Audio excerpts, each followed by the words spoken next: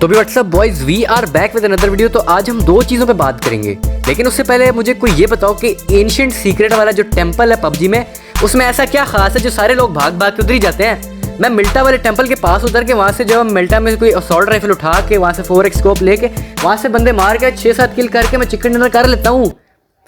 उधर उतरते तो इतने सारे बंदे होते हैं कि मुश्किल से S12K मिलती है। तो भाई बैक ऑन टॉपिक। तो भाई आज की वीडियो पे हम दो चीज़ों में बात करेंगे। सबसे पहले तो हम जो है पाकिस्तान के इंटरनेट वालों की यक्कियों के ऊपर बात करेंगे और उसके बाद उस पर हम रड्डी रोना भी करेंगे। और उसके बाद हम बात करेंगे दिरलिस एर्तुगरुल और पाकिस्तान की फिल्म इंडस्ट्री में जो दिरलिस एर्तुगरुल ने फाड़ी हुई है पाकिस्तान की फिल्म इंडस्ट्री की, उस पर बात करेंगे हम। तो चलिए शुरू करते हैं। तो भाई ये इंटरनेट रंट शुरू करने से पहले मैं तुम लोगों को बता देता हूँ कि मैं आज़ाद जम्मू एंड कश्मीर में रहता हूँ, जिधर स्पेशल कम्युनिकेशन ऑर्गेनाइजेशन और SCO मोबाइल यानी एसकॉम जो है वो ऑपरेट करते हैं और मेरे घर में भी यही DSL लगा हुआ है। और क्योंकि ये नेट मेरे घर में लगा हुआ है तो मुझे पता है कि ये कैसे चूतियाँ किस तरह लोगों का चूतिया काटते हैं। SCO वाले लोगों को सिर्फ लूटते हैं। इधर जो 2 MBPS का मैंने नेट लगाया हुआ है सिर्फ 200 kbps की स्पीड आती है। और मैंने जो ये पैकेज लगाया हुआ है ना, ये 2 मेगाबाइट्स पर सेकंड का पैकेज लगाया हुआ है, 2 मेगाबाइट्स। अब ये कोई ना कहे कमेंट में आगे कि आपने 2 मेगाबाइट्स का नेट लगाया होगा तो आप जो वो ऐसी तवक्को कर रहे हैं कि 2 मेगाबाइट्स की स्पीड आए। मैंने 2 मेगाबाइट्स का ही 2 मेगाबाइट्स का नेट लगाया हुआ है, लेकिन 200 किलोबाइट की स्पीड आती है। 200 किलोबाइट्स 100 गुना कम की स्पीड आ रही है उधर। मैं बगैर तू पर से चूतिया कंपनी वाले बंदा भी ऐसा चूतिया भेजते हैं जिसको नेट सेट ही नहीं करना आता। जब पहली दफ़ा मैंने नेट लगवाया तो नेट पहले शुरू में तो बहुत अच्छा आ रहा था, सिर्फ 2 डिवाइस थी इस वजह से। एक अम्मी की डिवाइस थी, एक मेरी अब्बू की डिवाइस थी। और जब तीसरी डिवाइस, जब मेरा फ़ोन आया, तीसरी डिवाइस ली गई तो नेट को वफात हो गई, नेट मर गया, बिल्कुल ही मौत आ गई नेट को। मैंने उनको कॉल की कि भाई नेट जो है वो 10 KB की स्पीड से ऊपर जा ही नहीं रहा। तो वो कहता है कि आप कुछ ना करें, बस नेट डिवाइस को आप रीस्टार्ट करें। रीस्टार्ट कर 15-16 दफ़ा मैंने डिवाइस रीस्टार्ट की, दिन में कोई फ़ायदा ही नहीं है। 2G की स्पीड से बेहतर नेट आ ही नहीं रहा था। मुझे गुस्सा चढ़ गया। मैंने सेटिंग्स खोल के जब देखा तो बीकन इंटरवल देखा तो उस पागल के पुत्र ने जब 500 ms की बीकन इंटरवल लगाई हुई थी, जबकि रिकमेंडेड जो है उधर लिखा हुआ था कि 100 ms रिकमेंडेड होता है। उसके बाद फिर कुछ अर्सा नेट जो है सही चलता रहा, लेकिन उसके बाद फिर जो राउटर ही ख़राब हो गया, क्योंकि उन पागल के बच्चों ने पुराना राउटर पकड़ाया हुआ था। अपने पैसों से नया राउटर लगवाया और उस चवल ने वो चवल बंदा ने फिर भेज दिया और उस चवल बंदे ने फिर से 500 ms की पिंग लगा दी। और जो MS था, जो 500 की बीकन इंटरवल था, बीकन इंटरवल को आप पिंग भी कह सकते हैं, जो बीकन इंटरवल था वो फिर 100 ms रिकमेंडेड था, उसने फिर 500 इंटरवल लगा दी। मैं कहूँ कि स्पीड आ के नहीं रही और नेट बार बार डिस्कनेक्ट हो रहा है। फिर सेटिंग्स खोल के देखी, फिर पता चला कि इस चवल ने फिर से वही किया हुआ काम। मतलब कि अगर आप पढ़े लिखे बंदे भर्ती नहीं कर सकते तो बाद में पढ़ा लिखा के उनको थोड़ी बहुत इन्फॉर्मेशन दे दिया करो। लेकिन ये अजीब चूतिया लोग कंपनी चला रहे हैं, भेड़ से पागल दिमाग किया हुआ लोगों ने। उसके बाद मेरा नेट 2 महीने तक सही चलता रहा, उसके बाद फिर नेट को फिर मौत आ गई। अब मैंने कहा अब इसको पता नहीं क्या बवा पड़ गई। मैंने फिर उनको जो कॉल की तो फ़ोन पे भोंसड़ी का कहता है कि आपकी लाइन पुरानी है। अब ये सुन के ना मैंने ये सोचा था, एकदम इन्होंने वक्त बदल दिया, जज्बात बदल दिए, जिंदगी बदल।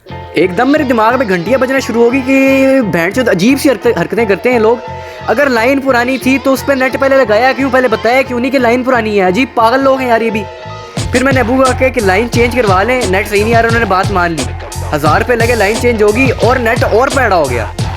इस बार मैंने पूछा कि नेट को क्या तकलीफ हुई है, क्या मौत आई है नेट को। आप कहते हैं कि नंबर चेंज करवा दो। और फिर उसके बाद मेरा रद्द-ए-अमल कुछ ऐसा था, ओ भाई मारो मुझे, मारो। आज ये भोसड़ी वाला कह रहा है कि आप जो नंबर चेंज करवा लें, कल को कहेगा राउटर चेंज करवा लो, फिर उसके बाद कहेगा घर बदल लो, और जब इससे भी सेट नहीं हो कहेगा मार्स पे शिफ्ट हो जा पुत्र। अब इस वाले सीन के बाद मैंने ये बात सोची है कि कुछ बीमारियाँ होती लाइलाज हैं, और जो एसकॉम है ना, स्पेशल कम्युनिकेशन ऑर्गेनाइजेशन, ये भी इन लाइलाज बीमारियों में से एक बीमारी है। फिर उन्हीं दिनों मैंने जो है ना एक एसकॉम की सिम ले ली कि मुझे लगा कि जो ये इसकी मोबाइल सर्विसेज है एसकॉम की वो अच्छी होंगी, क्योंकि एसकॉम, मैंने सुना था कि एसकॉम के जो सिग्नल्स होते हैं ना वो हर जगह पे रजिस्टर हो जाते हैं। वो जोंग पे भी हो जाते हैं, वो यूफोन पे भी हो जाते हैं। पहले वो जैज़ और टेलीनॉर पे भी हो जाते होते थे, लेकिन अब टेलीनॉर और जैज़ ने अपने आप को लॉक कर लिया हुआ है, तो वो सिर्फ जोंग और यूफोन पे वो रजिस्टर हो जाते हैं। और सिम मैंने 4G की ली थी, लेकिन मेरे पैसे भी ज़ाया हो गए और अबू का जो फिंगरप्रिंट था वो भी बेमकसद इस्तेमाल हुआ है। इधर जो एसकॉम 4G है ना, उसकी मैक्सिमम स्पीड जो है वो 20 KB पर सेकंड होती है, क्योंकि मेरे फ़ोन के ऊपर टॉप पे जो है मैंने उसको स्पीड शो जो है मैंने उसको इनेबल किया हुआ है कि स्पीड शो कर सकता है वो। तो वो जो 20 KB की स्पीड आ रही थी उस पर, download speed, maximum download speed उसके ऊपर जाती नहीं। और अब हम उसके बाद बात करते हैं PTCL पे। ये PTCL वाले तो SCO से भी ज़्यादा एल निकले हैं। भैंस जो कज़न के जो है ना घर पे 4 MBPS का नेट लगाया हुआ है उसने, लेकिन स्पीड वही कैंसर 200 KB की स्पीड आती है। जिधर एसईओ वाले कंप्लेंट वाले जो है एसईओ के कंप्लेंट वाले आपको ऐसे पढ़ते हैं जैसे आपने उनकी 2 महीने से फीस अदा नहीं की होती। इधर पीटीसीएल वाले आपको प्राइम मिनिस्टर का पुत्र वाला ट्रीटमेंट देते हैं, लेकिन नेट फिर भी इनका प्योर कैंसर ही होता है। तो भाई इतना लंबा रंडी रोना करने के बाद ये बात साबित होती है कि ये सारे नवाज शरीफ टाइप के लोग हैं जो आपका हर वक्त चूतिया काटने में मसरूफ़ रहते हैं। तो ये हो गया इंटरनेट का रंडी रोना। तो अब हम बात करेंगे कि हमारे जो अदाकार हैं वो अर्तुगरुल गाजी से उनकी इतनी फटती क्यों है। तो भाई बात यह है कि जो हमारा ड्रामा है ना, जो एक ड्रामा है दिरलेस अर्तुगरुल, वो जो है वो इसकी पता नहीं क्या रीज़न है कि लोग इनकी फटती क्यों है दिरलेस अर्तुगरुल से इतनी ज़्यादा। सारे जो कह रहे हैं कि अर्तुगरुल बैन करो, अर्तुगरुल बैन करो। मतलब आप जो है वो आइटम सॉन्ग दिखा रहे हो, तो वो जो इस्लामी एक किरदार है, वो एक इस्लामी ड्रामा है, वो आप कह रहे हो बैन कर दो। अब क्योंकि जो दिरलेस अर्तुगरुल है वो एक ड्रामा है जो कि एक इस्लामी हीरो के ऊपर बेस करता है। अर्तुगरुल गाजी, अर्तुगरुल बिन सुलेमान के ऊपर वो बेस करता है कि जो है इसी वजह से जो है इस्लामी हीरो का ड्रामा है वो इस वजह से वो पाकिस्तान में बहुत ज़्यादा मशहूर हुआ है। और क्योंकि ये ड्रामा पीटीवी पे आता है इस वजह से जो है वो बाकी सारे जो एंटरटेनमेंट चैनल हैं वो बिल्कुल ठप हो गए हैं। और 8 बजे तो बिल्कुल भी किसी और की रेटिंग आती ही नहीं है, कोई और देखते नहीं है और ड्रामे। इस वजह से पाकिस्तान की पूरी जो फिल्म इंडस्ट्री और मीडिया इंडस्ट्री है वो अर्तुगरुल गाजी के खिलाफ हो गई है।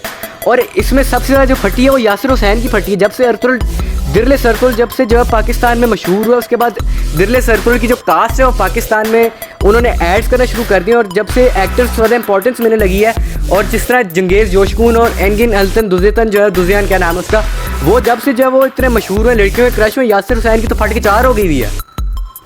अभी भोसड़ी वाले मुफ्त का जो प्रोपेगेंडे करते रहते हैं कि दिरलेस अर्तुगरुल को बैन करो, दिरलेस अर्तुगरुल को बैन करो, क्योंकि उस ड्रामे में ज़्यादा गोर है। आप लोग क्या दिखाते हो जी, वो टूटी फ्रूटी किस्म के आप आइटम सॉन्ग दिखा के आप जब लोगों को ख़राब कर देते हो, लोगों को सही शायरी आई हुई होती है। अब दिरलेस अर्तुगरुल से जब से दिरलेस अर्तुगरुल देखा हुआ है ना, जब से मैं देख रहा हूँ तब से मैंने हिलाया नहीं है। इसकी रीज़न क्या है, वो आइटम सॉन्ग देख देख के मैं पहले जो चूतिया हुआ था, तो अब से जो मैंने हिलाना बंद किया हुआ। इसकी वजह ये है कि मेरे में जो है ना एक जो वो मुसलमान की रूह मेरे में उठ रही है। पहले तो मैं जब मेरे में काफिर की रूह होती थी ना, अब मेरे में मुसलमान की रूह उठ रही है। और फिर इन लोगों का रंडी रोना होता है कि पाकिस्तान की जो इंडस्ट्री है उसको आप लोग प्रमोट करें। अब भैंस पाकिस्तान की इंडस्ट्री को हम प्रमोट किस तरह करें? आप लोगों के पास सिर्फ आइटम सॉन्ग्स होते हैं, घटिया सा ह्यूमर होता है आपके पास, और अजीब अजीब से गाने होते हैं। अभी जो वो क्या नाम है, उर्वा हुसैन ने अजीब सी अपनी तस्वीर खिंचवाई है, उधर भी मीमें बन रही हैं उस पर सिर्फ। अब उसके बाद जो मारवी सरमद है वो एक है ही एक चूतिया से एक फेमिनिस्ट है जिसको कोई मुँह ही नहीं लगाता।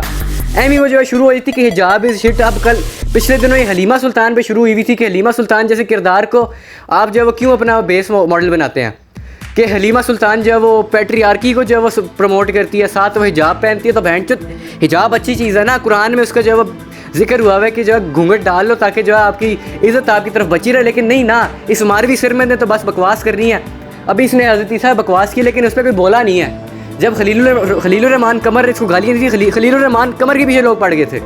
तो इसलिए पाकिस्तान में जो भी हो, चाहे वो नेट वाले हो चाहे वो मीडिया वाले, सारे चूतिया बैठे हुए हैं, सारे आपके चूतिया काटते हैं, मसरूफ़ रहते हैं, सबको पैसों से पड़ी हुई, और किसी को कोई अवाम की किसी को कोई चीज़ नहीं है। बस सारे एक दूसरे आप लोगों का चूतिया काट रहे हैं। मैं बगैर क्योंकि पाकिस्तान में जो मॉरल पुलिसिंग वाला सीन चलता रहता है हर वक्त, और जो है वो जो इसरा बिल्गिक है जो हलीमा सुल्तान का किरदार अदा करती है, उसकी बहुत सारी बोल्ड फोटोज़ भी होती हैं। क्योंकि तुर्की जो है उधर जो औरतें वो ज़्यादा मॉडर्न लाइफस्टाइल गुजारती है। जिस तरह पाकिस्तान में औरतें जो है शलवार कमीज़ के ऊपर गले में दुपट्टा घसीट के जो है वो खुद को मॉडर्न समझती हैं, उधर लड़कियां पैंट शर्ट पहन के ज़्यादा मॉडर्न हो जाती हैं। तो उधर जब वो इंस्टाग्राम पे अपनी पोस्ट लगाती है, फेसबुक वगैरह पे पोस्ट लगाती है, ट्विटर पे भी पोस्ट लगाती है, तो अब जो सारे मॉरल पुलिसिंग चूतिया पाकिस्तानी है वो जाके इसरा बिल्जिक के ट्विटर पे और इंस्टाग्राम और फेसबुक पे जाके कमेंट करना शुरू कर देते हैं कि आप जो है वो हलीमा सुल्तान है, आप जो है वो उम्मत मुस्लिमा की वालिदा हैं, आप क्यों इस तरह के कपड़े पहनती हैं। अब उसने जो उसको एक दफ़ा गुस्सा चढ़ के उसने अपने कमेंट्स ही ब्लॉक कर दिए हुए हैं। इसी तरह एक दफ़ा आयशा उमर ने चुतियाब किया जी एंगिन अल्तन के साथ, तो उसने जो वो आयशा उमर को उधर ही बेइज्जत कर दिया पकड़ के।